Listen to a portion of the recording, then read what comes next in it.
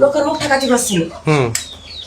আমি ঢেকতে গেলাম, কিন্তু আমি এখন মানুষের কোনো বেরোতে পারছি না। এই দেখেন, এই যে সেলারটা, এই দেখেন, এই দেখেন কিভাবে ছেড়েছে আমি জানিনি।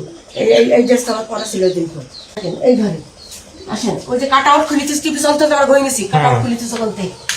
এই দেখেন এই জায়গায় আমার নার্সারি শুয়ে আছে, এই জায়গায় আমি শুয়ে আছি, এই জায়গায়। হ্যাঁ, এই যে বাক্সটা আছে না, এই বাক্স ছিল অলঙ্কার। এই বাক্সের তালা মারা ছিল, তালা কিন্তু ওই চাবির তালার সাথে এক জোটার মধ্যে। আপনার বাড়িতে আসলো আর এরকম সম্পর্ক হয়ে গেল? সম্পর্ক বলতে কি, সন্ধ্যাবেলা নামাজের পরে স্পিরিট খাতে যায়। হ্যাঁ স্পিরিট। আমি চাচ্ছি ওর ফাঁসির অর্ডার হয়ে যাক, কিন্তু আমার করেছে আরেকজন আর করবে। আপনি অজ্ঞান হয়েছিলেন এই ঘরে? না, এই ঘরে, এই যে এই ঘরে, এই ঘরে আপনি এই ঘরে যে দেখালাম না আমি, এই শুয়ে আছি, এই জায়গায় নাতিন ছেলেটা এই জায়গায়। স্পিডের বোতলের সঙ্গে চেতনানাশক ওষুধ খাইয়ে ধর্ষণের অভিযোগ উঠেছে এক নাতির বিরুদ্ধে। এমন এক নেক্কারজনক ঘটনা ঘটেছে ঝিনাইদহের মহেশপুর উপজেলার ফরিদপুর ইউনিয়নের কেশবপুর গ্রামে। এখানে শুয়ে আছি, টিভি দেখছি, টিভির মানে ওয়াইফাইতে চলে, সব বন্ধ করে দিয়েছে, কাট আউট করে দিয়েছে ওইটাই। আর এই যে শাড়ির মধ্যে ছিল, হ্যাঁ, আর সাবান শ্যাম্পু, এটার মধ্যে ছিল সাবান। আর বাইরে থাকি কিন্তু আমি যখন আসি মেয়ে মানুষ বোঝো না, এটার মধ্যে সাবান ছিল। আর এটারে নারকেল তেলের বোতলের শ্যাম্পু ছিল এই জায়গাটায়। তারপরে এটার মধ্যে কিছু নিয়ে শুধু ডায়াবেটিস মাপা ছিল এটার মধ্যে, সেটা নিছে। হ্যাঁ, তারপর আসে জানা যায় ৩ মেয়ের বিয়ে হয়ে যাওয়ায় ৯ বছরের এক নাতিকে নিয়ে বাড়িতে একাই বসবাস করতেন বিধবা নাসিমা। একা বসবাস করার সুবাদে বাড়ির পাশেই এক দূরসম্পর্কের নাতি তিতাস তার বাড়িতে মাঝে মাঝেই যাতায়াত করত। টাকা টাকা এখন ছিল, আসেন আমি দেখাচ্ছি।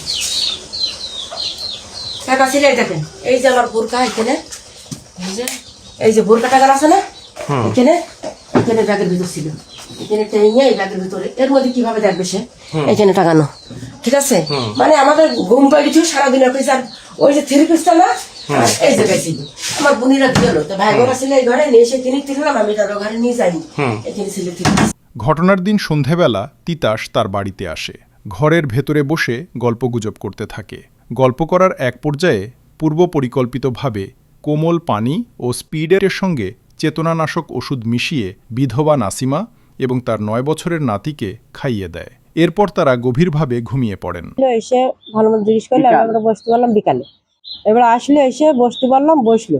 বসে আমার নাতিন ছেলেনের ভাত খাতে বসেছি, আমি আবার ডাল ধুতে যাবো, ভাত খাতে বসেছি। তা আমি বলছি এই দুটো ভাত খাওয়ার নানি বলেছে, আমি সেইভাবে কথা বললাম। সে হচ্ছে নারায়ণপুর বাড়ি, আর এই গ্রামের নাচছিল। নাম কি? তার নাম তিতাস। বাপের নাম উসমান। আচ্ছা, জীবননগর উপজেলার নারায়ণপুর গ্রামের বাড়ি। এই কেশবপুর গ্রামে তার নানির বাড়ি। প্রায় সময় সে এখানে বেড়াতে আসে। আমি কোনো দেখিনি আসে। তারপরে আমি একটা বিশ্বাস করেছি এখানে মানে মেলা ছেলেগুলো বসে থাকে এক বয়সের। আপনার বাড়িতে আসে কবে? আমার বাড়ি এই 2 দিন এলো, ওই দিন নিয়ে। আচ্ছা, আসার পর আমি 2 দিন দেখেছি। তারপরে দুটো ভাত দিলাম, ভাত খেলে খেয়ে বললাম আমি 5টার সময় গাড়িতে ঢাকায় যাবো। এটা ভালো কথা। তারপর সন্ধ্যেবেলা খানিকক্ষণ দুটো ভাজা নিয়ে আর একটা তন্দুর রুটি না কি জানি না নিয়ে এসেছে। ভুক্তভোগী এই নারী তার কাটা সেলোয়ার এবং জামা দেখিয়ে বলেন, ঘুমের ভেতরেই ব্লেড দিয়ে তার সেলোয়ার এবং জামা কেটে তার ওপর পাশবিক নির্যাতন চালায় তিতাস। এরপর ঘরের ভেতরে থাকা স্বর্ণালঙ্কার এবং নগদ টাকা নিয়ে পালিয়ে যায় সে। পরদিন সকাল 9টা বেজে গেলেও বাড়িতে কোনো সাড়া শব্দ না পাওয়ায় প্রতিবেশীরা বাড়ির দেয়াল টপকে ঘরের ভেতরে প্রবেশ করেন। এসে আর একটা স্পিরিট এগুলো বলছে নানি এটা খান। তা বলছে ও তো আমি খাবো কেন, তুই কি ভেজাল মানে দিস, তার ঠিক না নেই। বলছে নানি কি বলে দেখ, আমি 5টাই নিলাম, মানে ছেলেগুলো কোন বসে থাকে, বলছে ওদের 5টা দিয়ে এসে আর আপনার জন্য এটা নিয়ে আসলাম। নিয়ে এসে আমি আমার নাতিন ছেলের হাতে দিলাম, দিয়ে বলছে খাও নানি, ও ফ্রিজে চলি পারে আবার অ্যাকশন চলে যাবেন। বললে আমি বললাম ভালো কথা। এবার আমি অর্ধেক খেয়ে নাতিন ছেলের হাতে দিলাম, দিয়ে তারপর ও আবার ওঠেই দেয়, কিন্তু ওইখানটাই এটা দেড় বলছে তো নানির আটটু দে। তারপরে আমি তো আল্লাহর ইচ্ছা নাই তো নাতিন হাতে খেতে জানতাম না, ফের ওর হাতে নিলাম, নিয়ে আমি আটটু খেয়ে ওর কাছে দিলাম। দেওয়ার পরে মানে নাচ ছেলেটার মানে ও তো ছোট মানুষ, ওর মানে গুনগুন ধরছে। এবার বল নানি আমার না তারা হচ্ছে, আমি তুই টিভি দেখবি যা। এবার বললে আমার যখন হচ্ছে সেরকম দাঁড়াই আছে এই জায়গায়, ওরকম হচ্ছে মাথার মধ্যে। তাও আমার মনে সন্দেহ নাগিনি যে আমার এই স্পিরিট কি হচ্ছে। এবার বলার পরে আমি বসে তাহলে গরুর খাদ্য রাতে খাদ্য শুই, ভাত ভাত রান্না করে, এবার রান্না করে সবই কিন্তু দিয়েছি, রেডি করে খাই দেবো, এটি দিয়েছে। এইবার তখন তো আমি আর বলতে পারছি না এখন কিভাবে কি করি। সে তো বিটা চুরি গিয়েছে মনে কর 3 ভরি সোনা হবে। তারপরে মনে করো 8টা নতুন শাড়ি, পুরাতনটা নিন।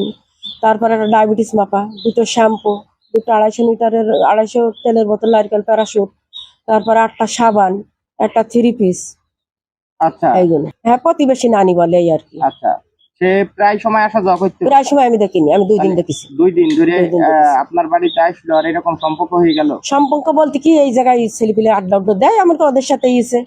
এ সময় তারা নাসিমা ও তার নাতির এই অবস্থা দেখতে পান। পরে নাসিমা এবং তার নাতিকে উদ্ধার করে যশোর হাসপাতালে ভর্তি করা হয়। চিকিৎসা শেষে থানায় গিয়ে একটি লিখিত অভিযোগ দায়ের করেন ভুক্তভোগী নাসিমা।